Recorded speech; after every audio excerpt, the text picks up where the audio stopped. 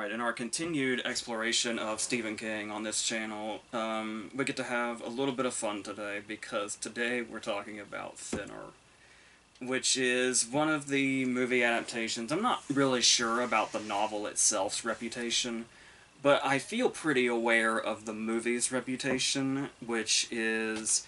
There's, some fans out there. There's people like me who, if it's King, we just kind of take it in no matter what. But as far as, like, King parodies go, or people going in the direction of, is this practically, King's self-parody or whatever, because this was one of the, books with the Richard Bachman name on it, to start with. And then it was adapted into this movie by one of the greats of the genre, Tom Holland, who, wrote and directed the original Fright Night and directed the original Child's Play. He wrote Psycho 2, and just, some other writing credits also, The Beast Within. Just a very invaluable person in the horror industry. So, I think he had a hand in adapting it as well, and directed it. So, that's promising in itself, and it kind of, in many cases, I want to give the movie the benefit of the doubt when it comes to that, because I know how brilliant this man is, especially when it comes to horror. So, the thing about it is a very odd sort of story, but not like, when it comes to what King can do concept-wise, like what he can come up with concept-wise, I don't feel like it's all that outlandish, which I feel like is a starting point for a lot of people that see it as something a bit maybe on the laughable side. Because I remember, like, not hearing a lot of good things about the movie before I saw it. I had a friend way back in the day that was just way, way deep into a love of horror. He introduced me to, like, so much stuff, and he was always somebody that, like, kind of turned his nose up at this movie, and it's like, Thinner, okay. What the funny thing about it, though, is that I did see it. I think around 8th or ninth grade I saw it for the first time, and I remember thinking that it wasn't that bad. I didn't see why everybody sort of mocked it and hated it. But then cut to, like, several years later, and I've completely forgotten everything about it. Like practically every single story beat of it, I only remember the concept. So I tracked down the book, and I read it, and then I revisited the movie. And they're surprisingly pretty close. Now, normally, if I haven't seen a movie in a while, and I'm reading its book, the book will conjure a lot of memories about the movie, especially if it's a really close adaptation. It's like, oh, I'm suddenly remembering this scene, oh, I remember this moment and this thing. But the whole time reading the book, the movie never came back to me. It was all brand new imagery when I finally revisited the movie. And I don't know what that says, but make of that what you will. I will say, in regards to talking about book versus its movie adaptation, the antagonist of Lemke himself, and, like, the gypsies in general, where there's definitely something that comes through in the book about how sort of a joyfulness in the gypsies when they set up and they do their thing. They have their games, and everybody in town seems to like them, and it's only, certain parts of the town that are like, we want them out of here or whatever. But there's like a joyfulness there, and that comes through in the opening scenes of the movie as well. There's that very sort of sinister opening credit sequence where it's like they kind of come out of the darkness. But once they're set up, everything looks to be... The one thing they throw in is that moment when Billy and his colleague are up in the building, and they're looking down on this, and the girl... They're talking about her, and then the girl sort of turns like she hears them. And then there's that moment later with Billy where that seems to confirm itself, despite the fact that they were so far apart, and one was inside at the top of a building and one was outside. So there's this little moment that they set in there that's a bit eerie. But then we have the key moment, where Billy runs over and kills one of the gypsy women, and then her father, the 106-year-old Lemke, comes up to him and brushes his cheek and says thinner, and then walks away. And then this taunts Billy in his mind for a long time before he starts having a physical transformation. The way you might see this when you're reading the book, or maybe it's just me, I don't know if there was something. The description of Lemke in the book feels like we're supposed to see him as pretty grotesque and kind of scary just in appearance. Like when I can't remember the exact description in the book, but I do remember when I was imagining him while reading it, my vision was something closer to like the bum behind Winkies in Mulholland Drive is what he might look like. And the image of this walking up to Billy after he leaves the courthouse and like brushing his cheek and saying thinner, just whispering it and then vanishing essentially. Lemke in the movie is played by Michael Constantine, who you might remember as the dad in My Big Fat Greek Wedding. And it's a shame, because this was like, 6 years before My Big Fat Greek Wedding was a thing. And so it's like, even though, he was a prolific and diverse actor, I'm going to assume a lot of people see him and probably immediately think, oh, the funny dad with the Windex in My Big Fat Greek Wedding. But, like, even take that out of the equation. There is something not particularly threatening about the way this scene plays out in the movie, where he like brushes his cheek with his thumb and just says thinner. Not particularly in a sinister way. He just kind of says it. Almost sings it in a way, if I'm remembering correctly. So right away, the vibes aren't quite matching up, and it's definitely something where it's set up enough in the book where your imagination can kind of take off with it and make it as eerie as possible. And I feel like there would be a way to do this cinematically, but it felt very it almost feels like it's very cut and paste, where it's like, we'll just take the words out of the book and we'll translate them to the screen, but not really any of the feeling that King put behind that stuff is gonna translate over. And so, when you get moments like the fear that Billy initially has, where it's like, what's going on? Do I have cancer? And it's like, how do I combat this? I'll start eating more. And especially the way a lot of the chapter titles are his weight at that given moment, and how in the numbers in the chapter titles you can see his weight decreasing as it goes. Which is a really great sort of method as far as the storytelling in the book goes. There's not a whole lot of terror in regards to that in the movie. It's mostly Billy eating maniacally, which, I mean, props to Robert Burke, who, went all in on these insane scenes of eating. But like I said, there's not a whole lot of it does feel more like it's this. You almost get a self-aware vibe. As it goes on, it kind of feels like a bit more of a self-aware vibe sets in.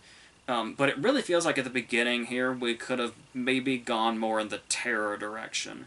And I think it actually makes sense thematically if it would start to devolve into like self-parody and self-awareness as it goes on, because we're essentially watching Billy descend into madness. So it would make sense if it just like got more absurd as it went. But the absurdity kind of sets in pretty early, pretty quickly. Almost right away, you might say. But, I mean, talking about that sort of eerie factor, because we are talking about King, so, there should be like a scary element to this. And those moments certainly pop up in the book where the scary elements kind of go beyond just the general concept of him getting thinner. Like, okay, so we have this moment where the judge's wife, because the judge has also been touched by Lemke and is now, getting his scales are starting to appear on his body. Now, if you just kind of hear that, like if somebody were to just tell you, yeah, he's getting thinner and that's what the concept of the story is, this guy has got scales. It doesn't sound that scary or that thrilling or anything. But the way in the book the judge's wife describes his changes, there's something about that where it's so manic. and it's, you can sense the terror without us even seeing, like it's not just us reading a book and then putting the description in our head. It's being relayed to us secondhand in a book. So there's like another layer of our imagination working. And there is something really unnerving about what we kind of see, the way the wife so maniacally describes this. But once again, here's the thing. You look at the movie, and the way she says lizard so dramatically is, and once again, props to the actress for being all in. But once we get that dramatic delivery of the word lizard, this scene is never gonna reach that level of manic terror that we kind of reached in the book as our imagination sort of took over as she was telling us. So, another moment right after this would be, and there's also this recurring theme of blame that we can kind of talk about, where that's like also what's going on here, where it's the scary factor of what we're being told, and then the fact that she's putting it all on Billy for what he did and how he caused all this by running that woman over. But before we get into that, the other scene, which is basically kind of a copy of this scene, you get that vibe in both the movie and the book. But now we're seeing it firsthand from the person that's affected, and that is Hopley, the cop, who is like covered in boils. And that's another thing where it's like, you can see it and it might not sound as terrifying, but it's more, it works better in concept than the scales do. I think especially since we're probably seeing it firsthand, and it's almost like biblical, I suppose, is something else that comes through. But the way it's described in the book, where at first we can only hear him, and then when he's like, we're like walking into the dark with Billy, where Hopley is sitting, and for most of the time we can only see his silhouette while he's talking. And it's like the image that conjures is something that's not only pretty freaky, but also something you can imagine cinematically. So you think a movie by a very established horror director with a great set of credits could pull off. But it's, and especially when you look at the fact that this is a movie whose makeup is essentially its selling point. Like, that's what it says up here. It's talking about the makeup artists and the fact that they're Oscar winners. And it's like, it's not a bad makeup job on Hopley, but once again, it's just really missing the terror of the way he was shrouded in darkness in the book. And they try that for a while in the, like, he's shrouded in darkness, and then he's like gradually coming into the light as the scene goes on. I can see where that could work in concept, but it still doesn't quite live up to the build-up that the book had in regards to how long he stays in the darkness and how long it gives us to imagine what he actually looks like. And then as it's described to us in excruciating detail, it becomes clear how horrific it is and how horrific he looks. But yeah, so there's a couple of, I've set up a couple of paths here that I was meaning to go down. So we've got the blame thing and we've got the makeup. I guess we can start with the makeup, because like I said, it's essentially the star of the show, or it's intended to be the star of the show. And it's another thing where, like the movie itself, you can hear positive things and negative things depending on the person. And like, some people say like it looks kind of lame and you can tell how fake it is. Like his fat suit and all that, but I think it's fine. I think the real star of the movie is not how he looks at the start, but it's the way it shows him getting thinner throughout the movie in pretty subtle ways. Like, sometimes you can't always tell when the makeup has changed and he's gotten smaller. And then it's as the movie progresses, it's like, oh, you can really see the progression once you see him from like the beginning and then the end, how it so gradually went throughout the movie, which is extremely impressive. Apparently, King was imagining like John Candy when he wrote it, and I don't know if that was ever in consideration. This was after Candy's passing when this whole movie went down. But the idea, just in general, the idea of having a, smaller build actor and then putting him in all the makeup and making him thinner. I would imagine that's significantly easier to accomplish than taking an actor of big build and making them smaller through makeup. I'm not quite sure how it could have been pulled off with a bigger actor. So to me, it makes sense to have a smaller build actor that you start big and generally make small. So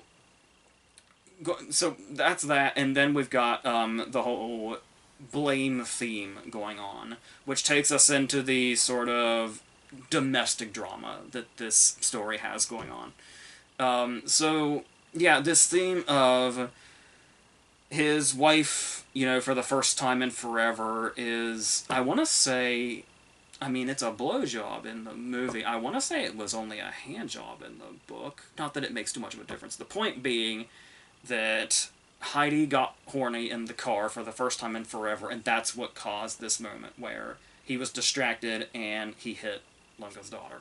So the idea in the book where he starts to have this venomous hatred for her and basically saying she's the one that caused all this, she's the one that put everybody in this position, especially him, because of that one moment where she got horny out of the blue, which was kind of out of character for her. It was the one time she decided to, then this happened, it's all her fault. And the fact that that's what we hear in Billy's mind, and that's the other, joy of a book, is that you can see, like a character's, every thought and every nuance and detail in regards to why they're thinking what they're thinking. So that seems to be a whole theme of the book, where I was talking about with the judge's wife as well. That doesn't really much come through in the movie, whereas, like I said, it feels like a whole theme of the book. Here, it just sort of feels like it's just going for the dramatic. It's going for an almost soap opera-y angle. Like when you have the moment when they're fighting, and it feels like the world's most bizarre soap opera, given the heightened acting and the emotions, what it is they're fighting over, while we've got this insane concept of a movie going on, and Billy is eating an entire chicken. Like a full chicken. He's just eating, so this is, I mean, you want to admire the movie for how surreal a lot of it feels. And that's maybe something Holland was going for. Just a general surreal quality of, let's try to make everybody act as normal as possible while these insane things are going on. And maybe there's something there. Because I also like, because another thing in the book about perception is the fact that we can see moments where Billy's trying to decide what exactly happened. So his brain reinterprets the events, which is a very real thing. So when he's debating with himself, did the gypsy woman dart out in front of his car, or did she simply walk out? And these moments of this debate of, oh my, I blame Heidi, I hate Heidi for this, but these combating moments of, well, is it all that? Or is my brain starting to shift and warp and make things into things that are different now than what actually happened? And kind of this whole, which one's the reality and which one's the real one?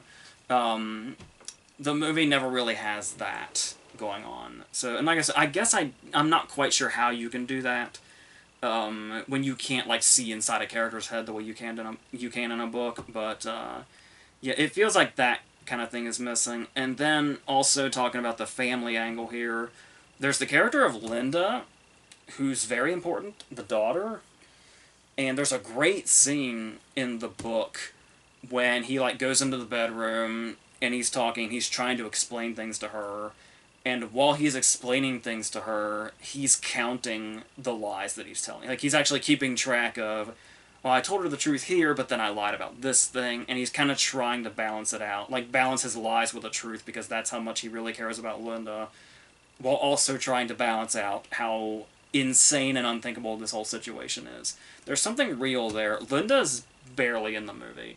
The way they bond in the movie is they have battling Brando impressions in one of the first scenes, and then I don't really remember much of any other Linda scenes apart from the end. And the fact that her character's importance plays a big part in why the story ends the way that it does. So that's something that's missing a lot from the movie. There's also the whole thing with Heidi and the doctor, which is another thing that feels more like it's a little bit forced and feels more like it's just something that gets us to a conclusion when we get to this moment. Even though the movie did change that up and actually brought the doctor into the ending more than the book does. So it has that going for it, but that's something that always that's a story element even in the book that always felt a little bit labored, where it was the fact that Heidi and the doctor are like looking for him while he's on his journey to find the gypsies, and almost like he's being tailed in a way, but he's also not really. So it doesn't really feel like it serves that much of a purpose. Just it's basically there to heighten his hatred of Heidi, which is already pretty peak without this whole doctor thing going on. Like I said, it's the part I guess that it plays in the ending, which brings it here. But it's more of the ambiguous angle, I suppose, is something that's kind of interesting. But like I said, it doesn't feel completely necessary. So there's that. We also have something that King does quite well, which is dream sequences.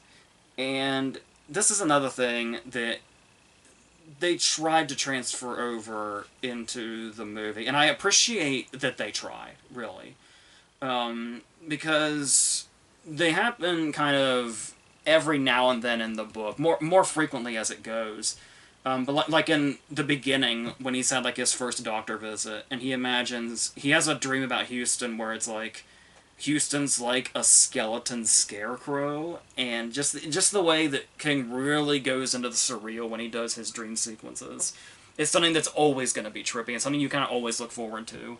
Yeah, when you open a King book, is if there's going to be like the trippy dream sequence and how King plays those up. And there's another moment in the book that I love so much that's not in the movie, which is when it's towards the end, he's going to meet Lemga for that last time, and he started eating oranges that Janelli has gotten him to kind of try and keep everything at keep his heart level. And by then he's basically a walking skeleton. And that moment in the book when he walks by a kid, I think it's night in the book, which makes it even wilder. And the fact that this kid, with no context, is just out being a kid, and then he sees Billy walk out of a car, this skeleton figure of a person holding oranges, a bag of oranges, and walking by.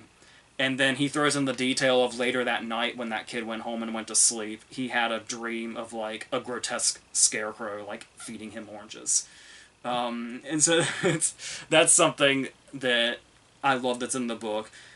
As far as how the movie tries to do the dream sequence thing, I like the way it starts because it really cleverly doesn't feel like a dream sequence when it starts. Especially if you know the story in general, when you know that he eventually does go and tries to confront the gypsies by himself first. And the fact that this is a scene that will happen. But when he gets there and it's like a carnival and Lemga's there and the girl's there and the dolls that you can win are like the characters and they're like, you know, him and Hopley and the judge after they've had their transformations.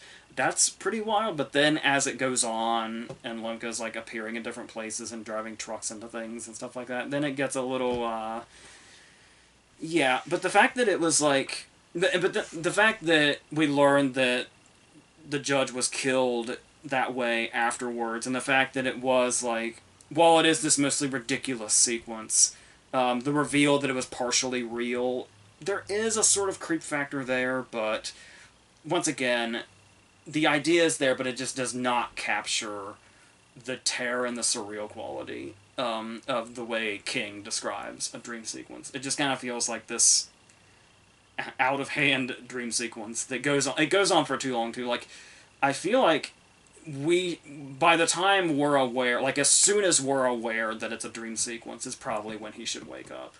But it goes and goes for what feels like a very long time. It's also a way to show off the makeup a little more, I guess. So that's another reason they sort of dragged it out. But Yeah, so, and then, yeah, we do get to the scene where he does actually confront them for the first time, and that's a scene that I love in the book because because so much of the book is his journey there and the stepping stones he had to take, the people he had to meet, the information he had to get, and we see like his whole mission of finding the Gypsy. So when he finally gets there, it really does feel like this almost climatic confrontational moment that ultimately ends with his hand getting wounded by the ball bearing, and then that's when he has to call in Janelli. I do like, if I remember correctly, the case that he's on at the beginning of the book is a totally unrelated case. Correct me if I'm wrong, that's the way I feel like I remember it. So I like the idea of the movie starting with Janelli's case, so that Janelli is already introduced into the story, and then it feels for full circle, and it's a character we already know, and we understand their connection when he comes back into it. So when he makes that call to Janelli in the book, and we kind of meet the character a little bit, and then eventually he's going to come back for this moment when Billy really needs him to work his criminal powers. And this is where I think a lot of people, I guess including myself, probably think the story kind of starts to go off the rails a little bit. Like it's interesting to have a story that is outlandish in its way and bringing this sort of real quality of a career criminal coming into the mix to intimidate people is where it goes off the rails. Is interesting. But yeah, where it kind of becomes this whole revenge story, and I think what's especially sort of jarring about this is that, especially in the book, the way Janelli like takes over the story, where Billy becomes so weak, he's just kind of laying in a hotel room for a long time while Janelli does everything. I think it's chapter 22. The chapter is called Janelli's Story, and instead of like it is in the movie, where Janelli goes out and he does his thing with Billy waiting in the car, and Billy's there the whole time. In the book, Billy waits at the hotel, and Janelli goes out and does all of this stuff by himself, comes back and relays it to Billy. And that, him talking about how Janelli, infiltrated the Gypsies and did all that stuff, is 40 pages. 40 consecutive pages of Janelli doing his thing. And for a King book, the book is not that thick. This one is 318 pages. So 40 pages feels like a pretty significant chunk that's just this character that was introduced halfway taking over the story and us sort of going away from the supernatural element of it, and the sort of eerie factor of it. And it strictly becomes a story about this criminal getting revenge for his friend in these ways that aren't particularly, something you'd see in like a horror story. It's he poisons dogs and he shoots at them. When the funny thing about this is where it feels like there's a moment where you can feel the movie especially going off the rails. Because, I mean, obviously you can say the movie went off the rails early, like we were talking about. But the funny thing is, like I was alluding to with the book, is you can watch all the stuff that happens in the movie. You can watch the overdramatic acting. You can watch him eating a whole chicken with one hand. You can see the makeup. You can talk about the scales and the boils and all that stuff. I don't know about you guys, but it's the moment when Joe Mantegna is behind this sort of wall or whatever, and he has a machine gun and he's firing down on this camp of gypsies, where I finally think, this movie is insane. Like, of all the other things to come before this moment where it's like, I think this movie might just be a little unhinged.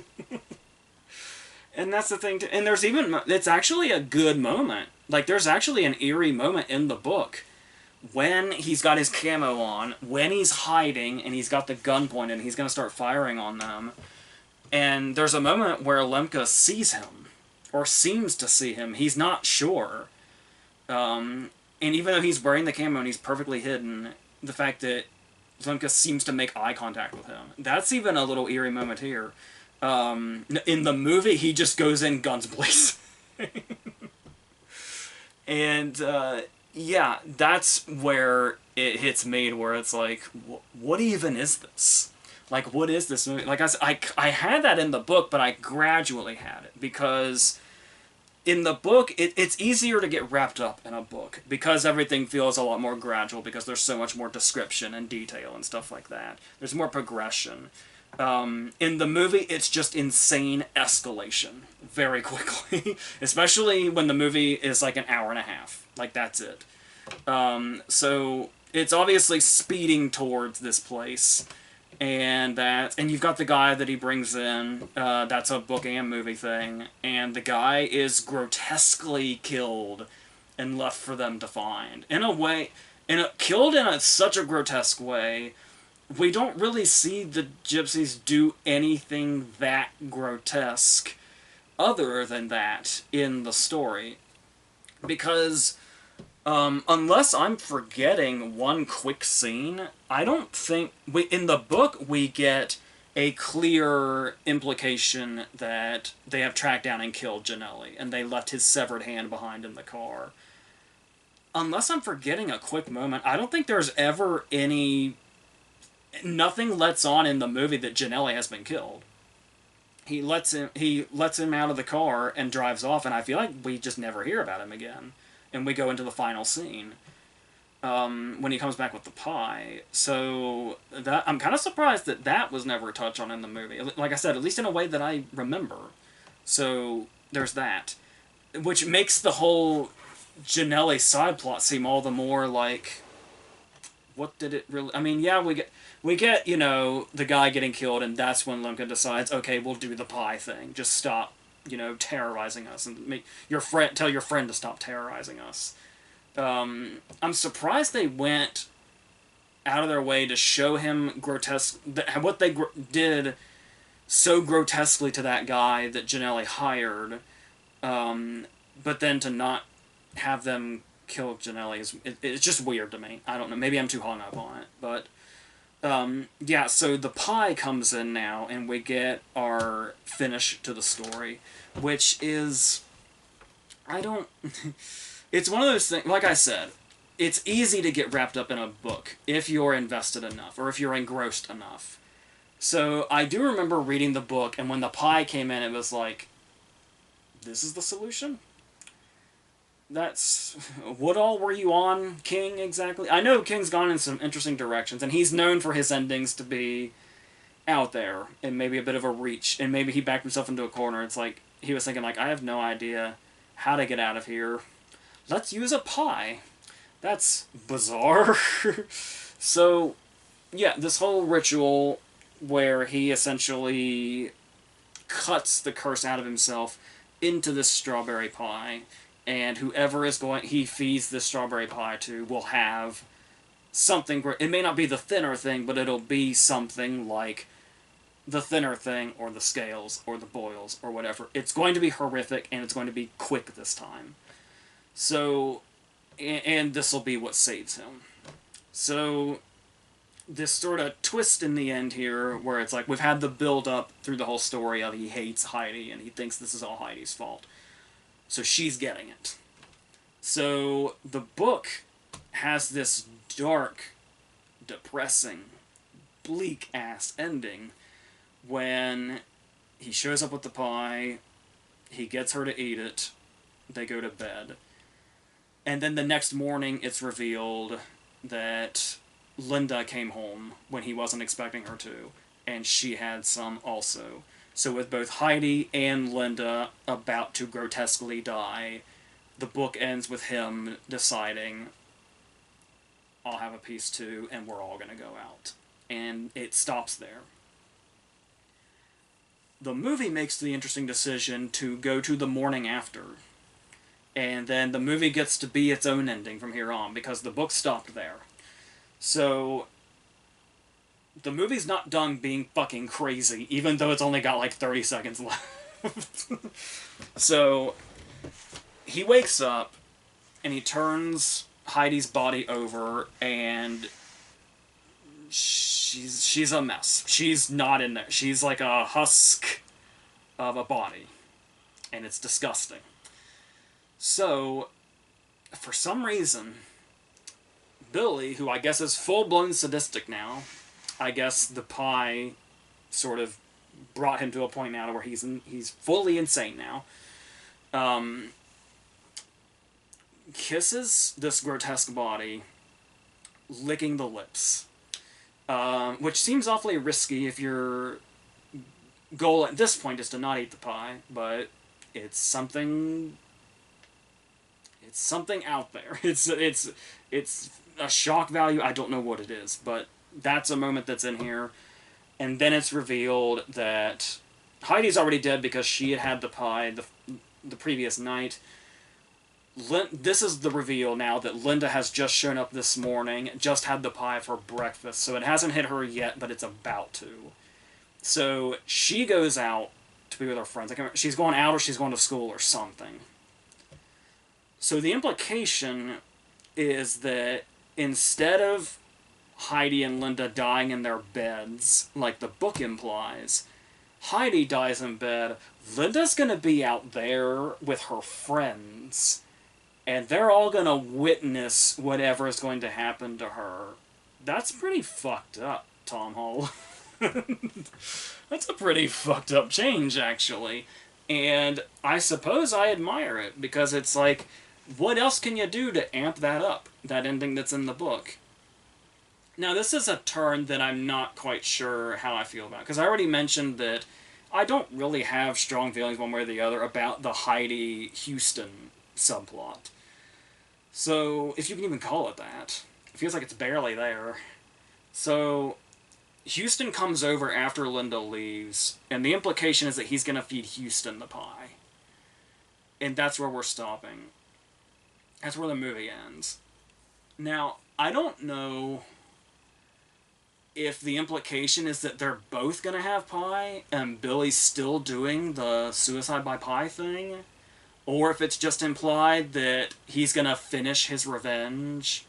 Like Heidi's death was revenge for everything that happened, so now maybe Houston's death is going to be revenge for what's about to happen to Linda?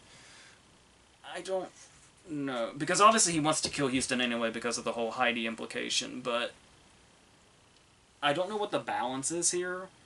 There's perfect balance in the book's ending. Say what you will about it. Where it's like, oh, well, if they're gonna die, I might as well just go ahead too. And then that's it. That's the end of the cycle. So throwing Houston in the mix and it being ambiguous if Billy's gonna do it too or not, I don't know. It just doesn't have the sort of, oh, now that's an ending feeling. Like, say what you will about the book and the directions the book goes, I think it's a very strong ending. And for King, that's something. So, like, the whole Janelle stuff, sure, and the pie thing at first might seem like, what the fuck? But when we get to the point where Billy decides, alright, fine, I'm having it too, I feel like that's a great ending, and this sort of gut punch that Linda had to get involved in that. I just don't know. My feelings on the movie's ending are all over the place, as you can see. I don't know. But it doesn't give me that solid feeling of, okay, that's a good ending. There's a lot of questions and ambiguity, and I don't know that fits as well. So, yeah. So that's this story. That's this wild-ass story. Like, it's one of those movies where it's like, you think about it and you're like, I'm kind of glad something this crazy exists. Because there's plenty of King books that haven't been adapted. And it would have been really easy to just have this one be one of the ones that wasn't, but this is a very interesting attempt at it. Like I said, there's a lot of elements, like terror elements and the sort of scare factor, something that aren't really adaptable. But you know, it's, for what it is, the fact that it's as direct of an adaptation as it is it's interesting. It's very interesting that this movie exists, and I always can appreciate when I can say those words, regardless of how you feel about the movie or the quality of the movie or whatever it is. That's something. So that's what I take away from this. So we're going to be doing a few more of these book versus movie for King things, and we're going to be doing a lot more of the straight-to-video stuff, and some other things in between. As you know, if you have made it this far into the rest of these videos, I've said the same thing every time, so by now you know what's up. So until the next thing, that's it.